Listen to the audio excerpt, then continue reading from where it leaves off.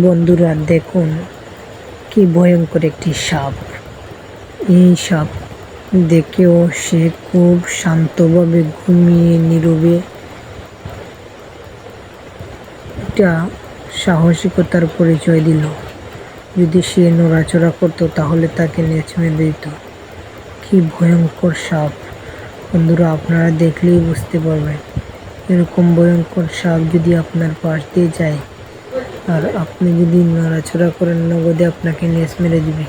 এটা king cobra সাপ। বন্ধুরা আপনারা দেখতে থাকুন সাপটি কি করে।